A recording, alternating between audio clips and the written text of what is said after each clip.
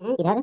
तो इसमें जो रेगुलेटर जीन होता है, जिसे आई जीन कहते हैं, आई जीन क्या करता है, एक रिप्रेसर या आरएनए बनाता है। ये रिप्रेसर या आरएनए रिप्रेसर प्रोटीन बनाएगा, एक मॉलिक्यूल बनाएगा। ये मॉलिक्यूल जाकर के यहाँ ऑपरेटर से, वो से ऑपरेटर से जाकर जुड़ जाएगा, मतलब बाइंड हो जाएगा। जब ये बाइंड हो जाएगा तो जो इस रास्ते को ब्लॉक कर। Welcome back university YouTube channel. आज के इस वीडियो में second year third semester subject है जूलॉजी, जिसका पेपर का टाइटल है molecular biology, bio instrumentation and biotechnique. आज के इस वीडियो में जो यूनिट 3 है, इससे पहले 2 यूनिट कंप्लीट हो चुका है। तो यूनिट 3 है regulation of gene expression first है। इससे रिलेटेड पहला जो टॉपिक है regulation of gene expression in prokaryotic. जो प्रोकैरियोटिक कोशिका होती है उसमें जीन का एक्सप्रेशन को कैसे रेगुलेट किया जाता है, इस वीडियो में आज समझेंगे। इससे रिलेटेड 2 मॉडल दिए गए थे, lake operon model and trap operon model. तो इसी जीन एक्सप्रेशन को समझाने के लिए 2 मॉडल दिए गए थे, जो कि ई कोलाई बैक्टीरिया में देखेंगे जीन का रेगुलेशन कैसे होता है। तो चलिए वीडियो को स्टार्ट करते हैं। अगर आप यूजी यूनिवर्सिटी चैनल पर पहली बार आए हैं तो चैनल को सब्सक्राइब कर देना, वीडियो पसंद आएगा तो लाइक भी कर देना। तो जीन एक्सप्रेशन इन प्रोकैरियोटिक 2 मुख्य मॉडल के द्वारा एक्सप्लेन किया जाता है। ये लैक ओपेरॉन मॉडल और ट्रैप ओपेरॉन मॉडल, इन दोनों मॉडल के द्वारा जो ई कोलाई बैक्टीरिया होती है उनमें जीन का एक्सप्रेशन कैसे होता है, कैसे उसे रेगुलेट किया जाता है, इस वीडियो में समझेंगे। अब जीन एक्सप्रेशन क्या है अभी आप समझ पाएंगे। प्रत्येक ओपेरॉन में 5 भागों से मिलकर बना होता है। रेगुलेटर जीन होता है, एक प्रमोटर होता है, ऑपरेटर, स्ट्रक्चर जीन और इंड्यूसर। ये सारी चीज़ें क्या है, इनका क्या फंक्शन है, आप अभी समझ पाएंगे। तो ये है प्रमोटर, ये है रेगुलेटर जिसे आई जीन कहते हैं। यहाँ रेगुलेटर है और ये भी प्रमोटर है, वो से ऑपरेटर। और इधर के जो सारे जीन हैं इसको बोला जाता है स्ट्रक्चर जीन। तो ये स्ट्रक्चर जीन का काम क्या होता है अभी आप आगे वीडियो में आगे एक्सप्लेन है, यहाँ पर एक्सप्लेन नहीं कर रहा हूँ। डायग्राम को थोड़ा समझ लीजिए।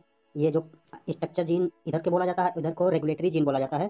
तो जो रेगुलेटरी जीन होते हैं इधर, तो इसमें जो रेगुलेटर जीन होता है जिसे आई जीन कहते हैं, आई जीन क्या करता है, एक रिप्रेसर या आरएनए बनाता है। ये रिप्रेसर या आरएनए रिप्रेसर प्रोटीन बनाएगा, एक मॉलिक्यूल बनाएगा। ये मॉलिक्यूल जाकर के यहाँ ऑपरेटर से, वो से ऑपरेटर से जाकर जुड़ जाएगा, मतलब बाइंड हो जाएगा। जब ये बाइंड हो जाएगा तो जो इस रास्ते को ब्लॉक कर देगा, बंद कर देगा। तो जो ये पी से प्रमोटर है, इस प्रमोटर से जब ट्रांसक्रिप्शन का प्रोसेस होता है, मतलब जब डीएनए से एमआरएनए बनता है, तो आरएनए पॉलीमरेज एंजाइम आ करके इसी प्रमोटर रीजन से जुड़ता है। जब रास्ता ब्लॉक हो जाता है तो जो ये एमआरएनए इस प्रमोटर से जुड़ा था, ये आगे नहीं बढ़ पाता है। और जब ये आगे नहीं बढ़ पाएगा तो जो एमआरएनए बनने की प्रोसेस है वो रुक जाता है। क्यों रुक जाता है? क्योंकि ये रिप्रेसर प्रोटीन आकर के इस ऑपरेटर के रास्ते को ब्लॉक कर देता है, जिससे आगे का प्रोसेस नहीं हो पाता है। और ये ब्लॉक कब कर पाता है? जब ये इंड्यूसर अब्सेंट होता है, मतलब जब इंड्यूसर यहाँ पर उपस्थित नहीं रहेगा तभी ये रिप्रेसर यहाँ पर जाकर जुड़ पाएगा। लेकिन जब ये इंड्यूसर है, इसमें ऑपरेंड में जब उपस्थित रहेगा, इंड्यूसर का मतलब है लैक्टोज समझिए।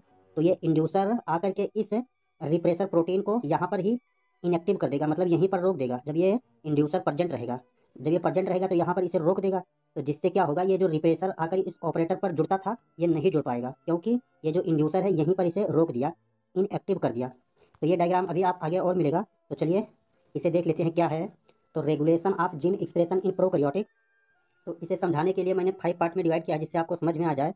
तो इसका ये डिफिनीशन लिखा हुआ है, ये डिफिनीशन अभी आपको आगे मिलेगा। तो मैं एक ही डिफिनीशन को बार बार बताने से कोई फायदा नहीं है। तो पहले हम पार्ट 1 देखते हैं, ये 5 पार्ट में डिवाइड है। तो basic concept of gene regulation, मतलब जो जीन रेगुलेशन कैसे होगा इसका बेसिक कंसेप्ट क्या है। तो इंट्रोडक्शन देखिए। जीन रेगुलेशन का मतलब है किसी जीन का ऑन ऑफ होना, यानी जीन कब एक्सप्रेस होगा, कब जीन एक्सप्रेस नहीं होगा। और हर जीन हर समय एक्टिव नहीं रहता है। सेल अपनी ज़रूरत के हिसाब से डिसाइड करता है कि कौन सा जीन काम करे और कौन सा आराम करे। मतलब जब किसी जीन की आवश्यकता होती है तभी उस जीन को एक्सप्रेस किया जाता है, मतलब उस जीन को ऑन किया जाता है। जैसे सेल को किसी पर्टिकुलर एंजाइम या प्रोटीन की आवश्यकता है तो वह जीन एक्टिव हो जाएगा, और अगर वो पर्टिकुलर एंजाइम या प्रोटीन की आवश्यकता नहीं है तो उस जीन को डीएक्टिव कर दिया जाएगा, मतलब बंद कर दिया जाएगा। इस प्रोसेस को जीन रेगुलेशन कहा जाता है। मतलब जो जीन को ऑन ऑफ करते हैं इस प्रोसेस को क्या बोला जाता है, जीन रेगुलेशन बोला जाता है। Why gene regulation is important, मतलब जीन रेगुलेशन क्यों इम्पॉर्टेंट है, इससे क्या लाभ होता है। तो एनर्जी को सेव करता है, मतलब एनर्जी को बचाता है। एडाप्टेशन, एडाप्टेशन में हेल्प करता है, मतलब कोई परिस्थिति है उसमें अपने आप को ढाल लेना, एडाप्टेशन मतलब उसमें हेल्प करता है ये जीन एक्सप्रेशन। और क्या करता है, कंट्रोल ऑफ सेल फंक्शन, जो कोशिका का कार्य होता है उसे कंट्रोल करता है। तो एनर्जी सेविंग का प्रोसेस देख लीजिए कैसे करता है। तो सेल एनर्जी तभी खर्च करता है जब ज़रूरत हो। Unnecessary gene activity energy waste करती है, मतलब कोई चीज़ की जब आवश्यकता नहीं है तब जो एनर्जी वेस्ट हो रही है उसे बचाने के लिए क्या करते हैं, जीन रेगुलेशन प्रोसेस करते हैं। एडाप्टेशन देखिए, बैक्टीरिया जैसे ऑर्गेनिज्म इन्वायरमेंट के अनुसार जीन को ऑन ऑफ करते हैं। इसका एग्जांपल है जैसे लैक्टोज अवेलेबल है तो ई कोलाई बैक्टीरिया जो होते हैं वो लैक्टोज को डाइजेस्ट करने वाले जीन को ऑन कर देते हैं। मतलब जो ई कोलाई बैक्टीरिया होते हैं उसमें लैक्टोज का पाचन होने के लिए जिस एंजाइम की आवश्यकता होती है तो जो एंजाइम वो बनाएगा उस जीन को ऑन कर देंगे। जब वो जीन ऑन हो जाएगा तो वो जाकर एंजाइम बनाएगा। जब एंजाइम बन जाएगा तो क्या करेगा, वो एंजाइम आ करके लैक्टोज को डाइजेस्ट करेगा। इसीलिए जीन एक्सप्रेशन जरूरी है। अब ये कैसे कंट्रोल करते हैं, कोशिका के फंक्शन को कैसे कंट्रोल करते हैं। हर सेल में सारे जीन होते हैं, लेकिन हर जीन हर समय एक्टिव नहीं होता है। मतलब कोई भी बॉडी है, कोई भी कोशिका है, तो उसमें सारे जीन प्रेजेंट होंगे, लेकिन सभी जीन एक समय पर एक्टिव नहीं होंगे। जैसे आई सेल में लाइट सेंसिंग जीन एक्टिव रहते हैं, लेकिन लीवर में नहीं, क्योंकि जो हमारी आंखें हैं उनमें लाइट को सेंस करने के लिए जीन को एक्टिव रहना जरूरी है, तभी वो लाइट को सेंस कर पाएंगे, तभी दिखाई देगा। तो इसका डिफिनीशन देख लीजिए। Gene regulation is the process by which cell control the expression of its regulation produce specific protein only when required. मतलब जब किसी प्रोटीन का रिक्वायर्ड हुआ, जरूरत होगी, प्रोटीन या एंजाइम का जब रिक्वायर्ड है, जरूरत है, तभी वो जीन को एक्सप्रेस करेगा, मतलब कंट्रोल करेगा। तो जीन रेगुलेशन एक प्रोसेस है, एक प्रक्रिया है। तो जीन रेगुलेशन वह प्रोसेस है, प्रक्रिया है, जिसमें सेल अपने जीन की एक्टिविटी को कंट्रोल करता है, ताकि प्रोटीन केवल ज़रूरत पड़ने पर ही बन सके। मतलब एक्स्ट्रा चीज़ें नहीं बने। अगर एक्स्ट्रा प्रोटीन बन जाएगी, कोई भी चीज़ हो, अगर वो लिमिट से ज़्यादा होती है तो नुकसान करती है। इसका एग्जाम्पल है इकोलाई बैक्टीरियम। इकोलाई में लगभग 4000 जीन होते हैं, लेकिन एक समय में केवल कुछ ही जीन एक्टिव रहते हैं। जब लैक्टोज सेल के इन्वायरमेंट में आता है तो इकोलाई तुरंत लैक ओपेरान को ऑन कर देता है, ताकि लैक्टोज को डाइजेस्ट करने वाले एंजाइम बन सके। मतलब जो लैक्टोज है वो कोशिका के वातावरण में, इन्वायरमेंट में पहुंचता है, तो जो इकोलाई बैक्टीरिया होते हैं वो लैक ओपेरान को ऑन कर देते हैं। लैक ओपेरान को इसलिए ऑन करते हैं कि जो लैक्टोज है उसे पाचन करने के लिए जो एंजाइम की ज़रूरत है वो एंजाइम बन सके। जब वो जीन एक्टिव हो जाएगा तो वो एंजाइम बनाएगा, और वो एंजाइम बन जाएगा तो वो आकर के लैक्टोज को डाइजेस्ट करेगा, उसे पाचन करेगा। जब लैक्टोज खत्म हो जाता है तो जीन ऑटोमेटिकली ऑफ हो जाता है। मतलब जब एंजाइम बन चुका है, वो एंजाइम आकर के लैक्टोज को डाइजेस्ट कर चुका है, तब फिर जीन ऑफ हो जाएगा। क्यों ऑफ हो जाएगा? कि उसकी जो कोशिका की एनर्जी वेस्ट ना हो। तो जीन रेगुलेशन का मैकेनिज्म समझ लीजिए, बेसिक आइडिया समझ लीजिए। तो जीन एक्सप्रेशन 2 स्टेज में होता है, ट्रांसक्रिप्शन एंड ट्रांसलेशन, जो कि आप पढ़ चुके हैं। ट्रांसलेशन, ट्रांसक्रिप्शन फर्स्ट और सेकंड यूनिट में है। ट्रांसक्रिप्शन में क्या होता है? ट्रांसक्रिप्शन में डीएनए से एमआरएनए बनता है। जब आरएनए पॉलीमरेज एंजाइम आकर के प्रमोटर रीजन से अटैच होता है, तभी ट्रांसक्रिप्शन का प्रोसेस शुरू होता है। जब एमआरएनए बन जाता है, एमआरएनए के बाद क्या होता है? फिर एमआरएनए से प्रोटीन बनता है। इसी प्रोसेस को बोला जाता है ट्रांसलेशन। रेगुलेशन मुख्य रूप से ट्रांसक्रिप्शन लेवल पर होता है। जो जीन एक्सप्रेशन है, जीन रेगुलेशन है, ये ट्रांसक्रिप्शन लेवल पर होता है। यानी सेल कंट्रोल करता है कि कौन सा जीन ट्रांसक्राइब होगा, कौन सा जीन ट्रांसक्राइब नहीं होगा। की element of gene regulation system. Gene regulation system में कौन कौन से मेन एलिमेंट हैं? तो स्ट्रक्चर जीन। स्ट्रक्चर जीन क्या है? वो जीन जो एंजाइम या प्रोटीन बनाते हैं उन्हें क्या बोलते हैं? Structure gene. प्रमोटर क्या है? जहां आरएनए पॉलीमरेज बाइंड करता है। मतलब जो प्रमोटर है, डायग्राम में देखेंगे तो जहां पर आरएनए पॉलीमरेज आकर के जुड़ता है, उस रीजन को प्रमोटर रीजन बोला जाता है। ये ऑपरेटर क्या है? ऑपरेटर एक कंट्रोल स्विच है जो डिसाइड करता है कि जीन ऑन रहेगा या ऑफ रहेगा। रेगुलेटर जीन क्या है? यह एक रिप्रेसर प्रोटीन बनाता है जो कि ऑपरेटर को ब्लॉक करता है। यहाँ पर डायग्राम में समझ लीजिए। और इन चारों पार्ट से मिलकर क्या बनता है? ओपेरॉन मॉडल बनता है, जो आपने भी ऊपर पढ़ा है। इन चारों पार्ट से एक ओपेरॉन मॉडल बनता है। यह है प्रमोटर, यह है रेगुलेटर जीन, ये भी प्रमोटर है। यहाँ ऑपरेटर है, यही ऑपरेटर पर आ करके ये रिप्रेसर प्रोटीन। ये रिप्रेसर प्रोटीन कहाँ था? जो ये रेगुलेटर जीन था, ये रिप्रेसर एमआरएनए बनाया, और ये रिप्रेसर एमआरएनए एक रिप्रेसर प्रोटीन बनाता है, और ये रिप्रेसर प्रोटीन आ करके इस ऑपरेटर से जुड़ जाता है, मतलब बाइंड हो जाता है। जब ये जुड़ जाएगा तो इस रास्ते को ब्लॉक कर देगा, मतलब बंद कर देगा। और जब ये बंद हो जाएगा तो जो आरएनए पॉलीमरेज इस प्रमोटर से आकर जुड़ा था वो आगे नहीं बढ़ पाएगा। जब आगे नहीं बढ़ पाएगा तो जो ट्रांसक्रिप्शन का प्रोसेस चल रहा था वो ट्रांसक्रिप्शन नहीं हो पाएगा। जब ट्रांसक्रिप्शन नहीं हो पाएगा तो जो ये स्ट्रक्चर जीन है, ये किसी चीज़ का फॉर्मेशन नहीं कर पाएंगे। और ये जो रिप्रेसर है, ये यहाँ पर ऑपरेटर से बाइंड कब होगा? जब ये इंड्यूसर अब्सेंट रहेगा। अगर ये इंड्यूसर प्रेजेंट है तो जो ये रिप्रेसर प्रोटीन है, ये आकर ऑपरेटर से बाइंड नहीं हो पाएगा। क्यों नहीं हो पाएगा? जो जब ये इंड्यूसर प्रेजेंट रहेगा तो ये इंड्यूसर आ करके जो ये रेगुलेटर जीन है, रिप्रेसर एमआरएनए बना, एमआरएनए से रिप्रेसर जो प्रोटीन बना है, इस प्रोटीन को ये इंड्यूसर आ करके यहीं पर रोक देगा, मतलब इस पर जुड़ जाएगा और इन्हें इनएक्टिव कर देगा। जब ये यहीं पर रुक जाएगा, इनएक्टिव हो जाएगा, तब यहाँ ये ऑपरेटर से नहीं जुड़ पाएगा। और जब ये ऑपरेटर से नहीं जुड़ पाएगा तब क्या होगा? तब ये रास्ता खुला रहेगा। जब ये रास्ता जब खुला रहेगा तब जो एमआरएनए पॉलीमरेज एंजाइम था वो आगे फंक्शन करेगा। जब वो फंक्शन करेगा तो जो इधर स्ट्रक्चर जीन है, ये जीन अपना प्रोसेस चालू करेगा और इन्हें जो बनाना है वो सारी चीज़ें बनाएंगे। Structure and component of an operon, इसका इंट्रोडक्शन देखिए। इंट्रोडक्शन में है प्रोकैरियोटिक ऑर्गेनिज्म। प्रोकैरियोटिक ऑर्गेनिज्म उन्हें बोलते हैं जो प्रोकैरियोटिक कोशिका होती है, क्या प्रिमिटिव होती है, मतलब कम डेवलप होती है कंपेयर टू यूकैरियोटिक कोशिका। यूकैरियोटिक कोशिका के कंपेयर में जो प्रोकैरियोटिक कोशिका होती है कम डेवलप होती है, इनमें न्यूक्लियस नहीं पाया जाता है, और जो यूकैरियोटिक कोशिका होती है उसमें न्यूक्लियस पाया जाता है। तो इसलिए प्रोकैरियोटिक कोशिका को प्रिमिटिव कहते हैं। तो जो प्रिमिटिव ऑर्गेनिज्म होते हैं, मतलब प्रोकैरियोटिक ऑर्गेनिज्म, जैसे ई कोलाई बैक्टीरिया जो होते हैं वह अपने जीन एक्सप्रेशन को ओपेरॉन मॉडल के जरिए कंट्रोल करते हैं। इस मॉडल को किसने दिया था?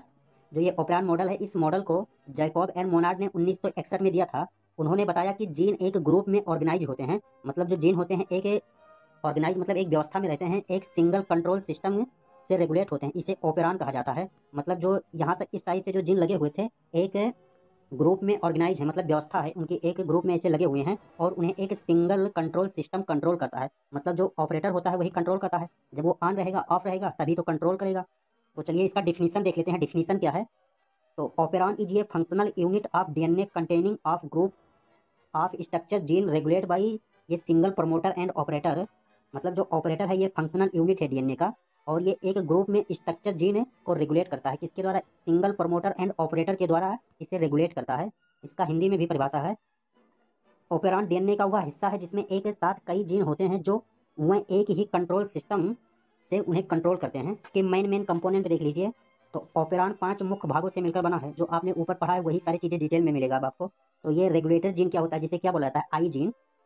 तो ये आई जीन क्या काम करता है? यह जीन रिप्रेसर प्रोटीन बनाता है। मतलब जो ये आई जीन है ये क्या बनाएगा? रिप्रेसर प्रोटीन बनाएगा यहाँ पर। और रिप्रेसर एक ऐसा मॉलिक्यूल है जो कि ऑपरेटर पर जाकर बाइंड हो जाता है। जो ये आई जीन है ये रिप्रेसर प्रोटीन बनाया, और ये जो रिप्रेसर है एक ऐसा मॉलिक्यूल है जो कि जा करके ऑपरेटर से जुड़ जाता है, मतलब बाइंड हो जाता है। मतलब जो डायग्राम में आपने ऊपर समझा है वही डायग्राम को आप कैसे लिखेंगे तो वो आप परिभाषा देखना है। डायग्राम को आपने समझ चुका है। जब रिप्रेसर ऑपरेटर पर बाइंड होता है तब जीन ट्रांसक्रिप्शन रुक जाती है। मतलब जब ये रिप्रेसर यहाँ पर बाइंड होगा तब ये जो रास्ता है ब्लॉक हो जाएगा और जो ट्रांसक्रिप्शन का प्रोसेस चल रहा था वो रुक जाएगा। प्रमोटर क्या है?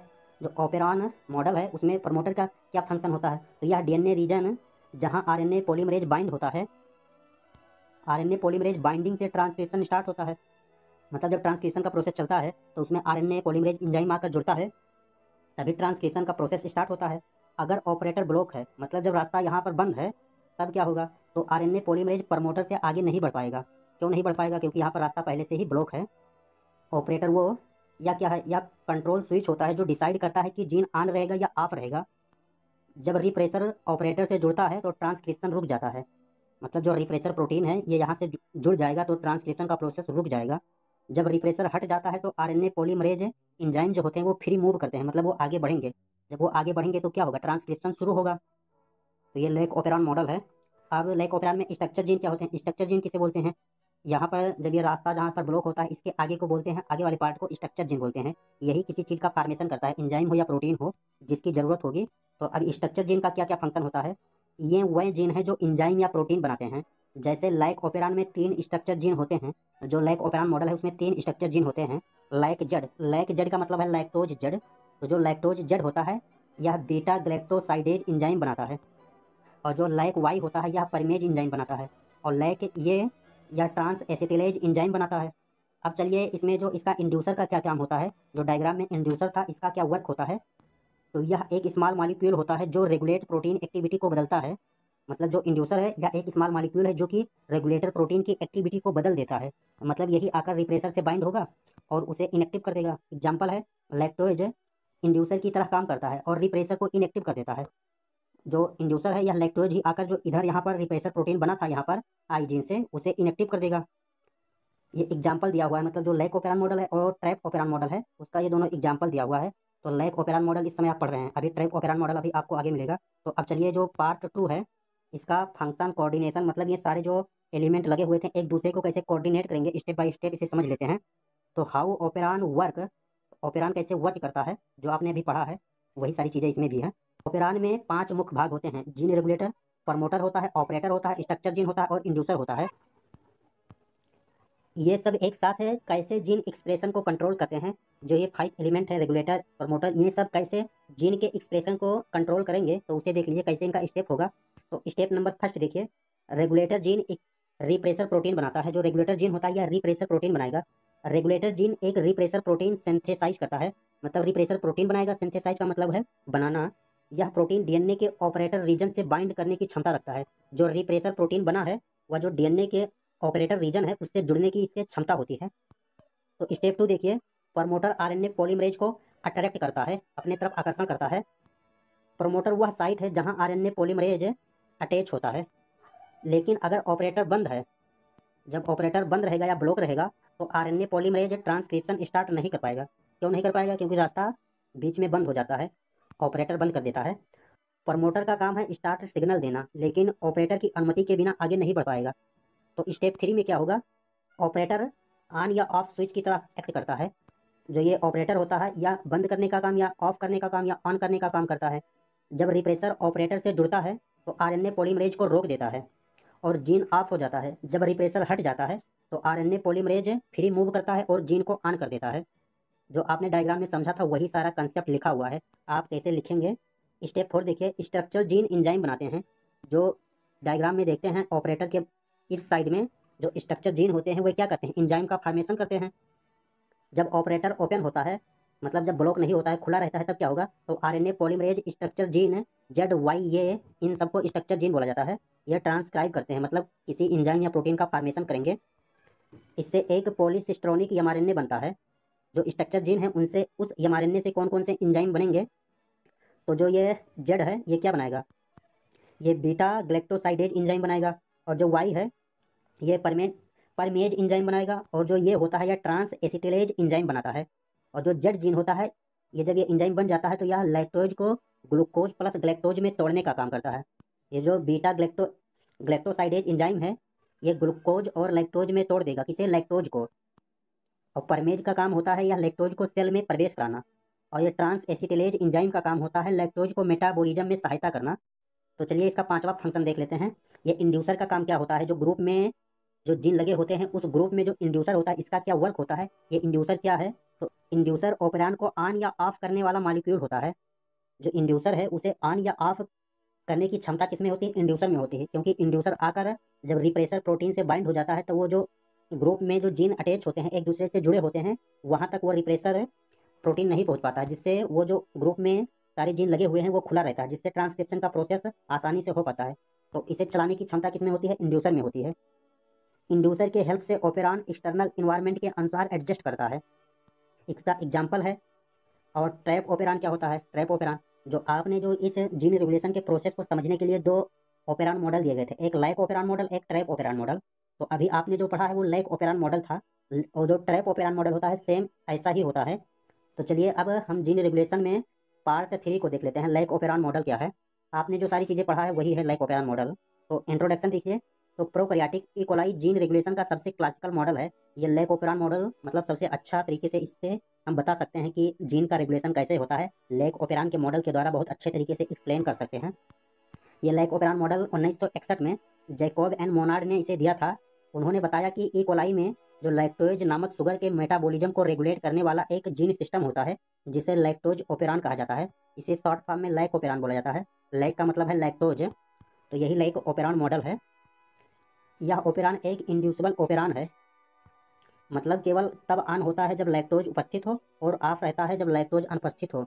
मतलब जो ये सारे जीन एक ग्रुप में अटैच थे, जो यहाँ पर था इंड्यूसर, ये इंड्यूसर ही डिसाइड करेगा कि कब ऑन रहेगा कब ऑफ रहेगा। तो इंड्यूसर का मीनिंग समझ लीजिए।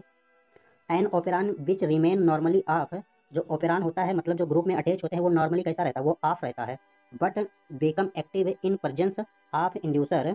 जो इंड्यूसर अगर प्रेजेंट रहेगा तो वो क्या हो जाएंगे? एक्टिव हो जाएंगे। Is called an inducer operon. तो इसे क्या बोला जाएगा? इंड्यूसर ओपेरॉन बोला जाएगा।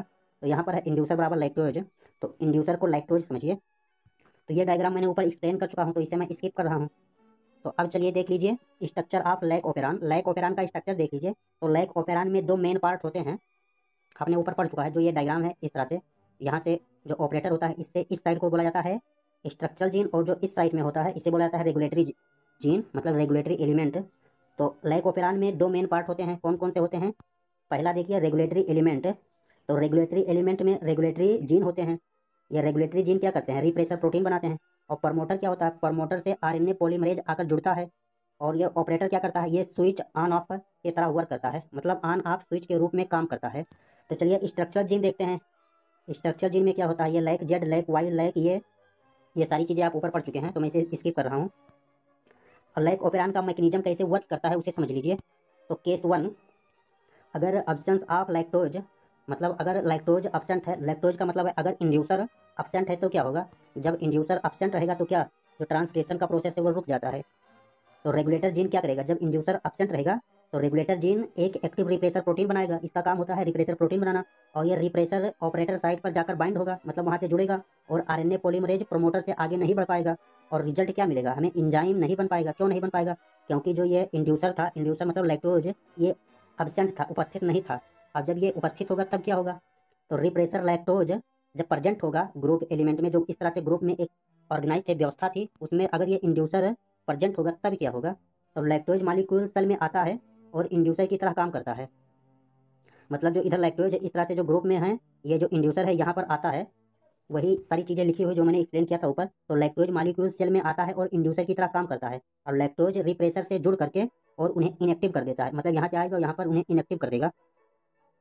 अब रिप्रेसर ऑपरेटर से हट जाता है, जब वो ऑपरेटर से हट जाएगा तो ऑपरेटर फ्री हो जाता है, मतलब वो ऑन हो जाता है, खुल जाता है, जिससे क्या होगा, आरएनए पॉलीमरेज प्रोमोटर से आगे बढ़ करके स्ट्रक्चर जीन की ट्रांसक्रिप्शन शुरुआत करता है। मतलब जब ऑपरेटर हट जाएगा, जब वो ऑपरेटर हटेगा तो वो जो जीन का ग्रुप है यहाँ पर जो ब्लॉक हुआ था वो खुल जाएगा। जब खुल जाएगा, जो यहाँ पर प्रोमोटर में आरएनए पॉलीमरेज एंजाइम था वो आगे बढ़ेगा। जब वो आगे बढ़ेगा तो कहाँ पर पहुंचेगा, स्ट्रक्चर जीन के पास पहुंचेगा। जब स्ट्रक्चर जीन के पास पहुंचेगा, जो स्ट्रक्चर जीन है वो एंजाइम या प्रोटीन का फॉर्मेशन करेंगे। जब वो फॉर्मेशन करेंगे तो क्या होगा, ट्रांसक्रिप्शन की प्रोसेस शुरू हो रहेगी। और इसका 5वां पॉइंट देखिए, एंजाइम बनते हैं तो लैक्टोज को तोड़कर एनर्जी प्राप्त करते हैं। तो अब इसका चलिए बायोलॉजिकल महत्व देख लेते हैं, बायोलॉजिकल सिग्निफिकेंस देखते हैं। तो ये सेल के एनर्जी बचाता है, और जीन तभी एक्टिव होता है जब सबस्ट्रेट प्रेजेंट हो। इसका एक महत्व और देखिए, यह जीन रेगुलेशन का निगेटिव कंट्रोल सिस्टम है, क्योंकि रिप्रेसर इनहिबिट करता है, और यह बताता है कि सेल अपने इन्वायरमेंट के अनुसार खुद को रेगुलेट कर सकता है। तो इसके की एलिमेंट देख लीजिए, की टर्म देख लीजिए क्या मतलब होता है। तो इंड्यूसर, इंड्यूसर का मतलब क्या है, इंड्यूसर क्या है, तो वह मॉलिक्यूल जो ऑपेरान को ऑन करता है, जो ऑपेरान मॉडल है उसे ऑन करने का काम कौन करता है, इंड्यूसर करता है। और रिप्रेसर हुआ प्रोटीन है जो ट्रांसक्रिप्शन को ऑफ करता है। डी रिप्रेसर, जब इंड्यूसर रिप्रेसर को इनएक्टिव करता है तभी ट्रांसक्रिप्शन का प्रोसेस शुरू होगा। मतलब जो रिप्रेसर है, इस रिप्रेसर को यहीं पर इनएक्टिव कर देता है, जो इस तरह से ग्रुप में जो रिप्रेसर प्रोटीन बना था, जो इंड्यूसर आकर इसे इनएक्टिव कर देगा, तभी जो ट्रांसक्रिप्शन का प्रोसेस है तभी स्टार्ट होगा। अगर इसे इनएक्टिव यहाँ पर ना करे तो क्या होगा, तो ये जाकर यहाँ पर बाइंड होगा, और जब बाइंड होगा तो इस रास्ते को ब्लॉक कर दिया जाएगा। तब चलिए पार्ट 4 को देख लेते हैं। अभी जो आपने ऊपर पढ़ा है वो सारा लैक ओपेरान मॉडल से रिलेटेड था। जो ट्रैप ओपेरान मॉडल है एकदम सेम पैटर्न होता है इसी का, जो ट्रैप ओपेरान है इसी की तरह वर्क करता है। बस उसमें क्या होता है, उसमें जो लैक ओपेरान में वो ऑफ रहता है, उसे आकर के इंड्यूसर उसे ऑन करता है। लेकिन जो ये ट्रैप ओपेरान मॉडल होता है इसमें ये ऑन रहता है और इसे ऑफ करना पड़ता है।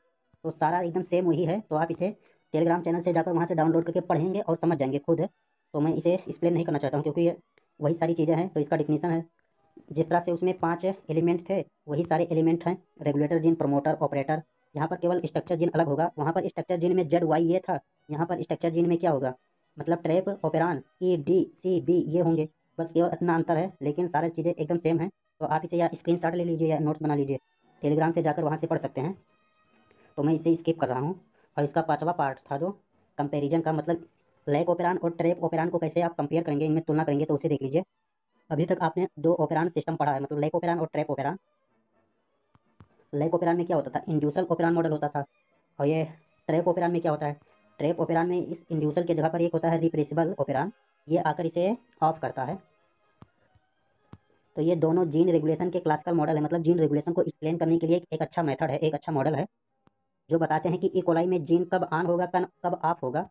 जो ये क्लासिकल मॉडल है, lac and trp operon model है, ये क्या बताते हैं, ई कोलाई बैक्टीरिया में जीन के एक्सप्रेशन को बताते हैं, मतलब वो कब ऑन है कब ऑफ है। तो इसमें कंपैरिजन देख लीजिए।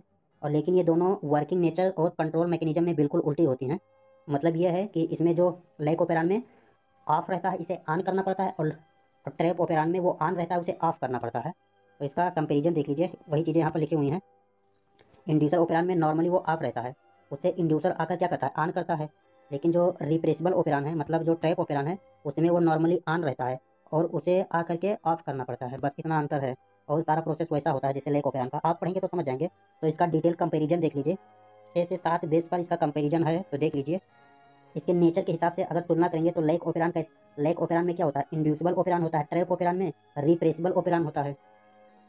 इसका डिस्कवरी देखिए, तो इसका डिस्कवरी लैक ओपेरान और ट्रेप ओपेरान का एक ही साइंटिस्ट ने किया था, मतलब जैकब और मोनोइड दोनों साइंटिस्ट ने ही दोनों मॉडल को डिस्क्राइब किया था। अगर इसका एग्जाम्पल देखें तो किस में मिलेगा, ई कोलाई बैक्टीरिया में मिलेगा। इसका फंक्शन देखिए, जो ये ट्रैप ओपेरान होता है ये ट्रिप्टोफैन सिंथेसिस को कंट्रोल करता है, और ये लैक ओपेरान होता है ये लैक्टोज के मेटाबॉलिज्म को कंट्रोल करता है। और नॉर्मल स्टेट में अगर देखें, मतलब कि इसमें कोई इफेक्ट ना लगाएं तो इन नॉर्मल कंडीशन में कैसे रहेंगे, तो लैक ओपेरान होता है वो ऑफ होता है, उसे इंड्यूसर आकर के ऑन करता है। और ट्रैप ओपेरान में ये नॉर्मल में ऑन रहता है, इसे जो रिप्रेसर है वो आकर इसे ऑन करता है। मॉलिक्यूल इफेक्ट देखिए, तो लैक ओपेरान में इंड्यूसर होता है और ट्रैप ओपेरान में क्या होता है, को रिप्रेसर होता है।